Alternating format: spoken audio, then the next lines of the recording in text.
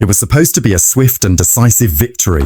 When Russian forces crossed into Ukraine in February 2022, the West predicted a rapid collapse of Putin's regime under economic pressure, military resistance, and international isolation. Well, the plan was clear: cripple Russia's economy with sanctions, supply Ukraine with advanced Western weapons, and rally global support against Moscow.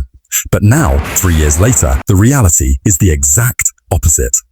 Ukraine is struggling to hold its ground, Russia's economy is growing, and Putin remains firmly in power. So how did Russia outmaneuver the combined power of the United States, NATO, and the European Union? First, the economic war against Russia failed spectacularly. The West unleashed an unprecedented wave of sanctions, freezing Russian assets, cutting off its banking system, and banning key exports.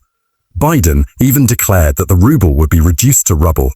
But instead of collapsing, Russia found new economic partners. China and India stepped in, buying Russian oil at record levels. Trade with the global south surged. The ruble, though volatile, remained strong enough to keep the economy afloat. By 2024, Russia's GDP was growing faster than many Western nations. The sanctions designed to destroy Russia only forced it to become more self-sufficient. Then came the military miscalculations. Western leaders expected Russia to suffer heavy losses and retreat. Billions of dollars in military aid were sent to Ukraine: tanks, missiles, drones. But Ukraine's battlefield successes in 2022 and early 2023 didn't translate into a decisive victory. Russia adapted. Its defense industry ramped up production. Moscow secured ammunition deals with North Korea and Iran. Western military aid, once flowing freely, started to slow down as public support in the US and Europe faded. By 2024, Ukraine was running out of soldiers and weapons, while Russia kept advancing. Meanwhile, Putin played the long diplomatic game. The idea was to isolate Russia, turn it into a global pariah, but instead, Moscow strengthened ties with China, solidified partnerships in Africa, expanded BRICS, and even brought in new allies like North Korea. The Western attempt to isolate Russia only ended up accelerating the decline of US global influence.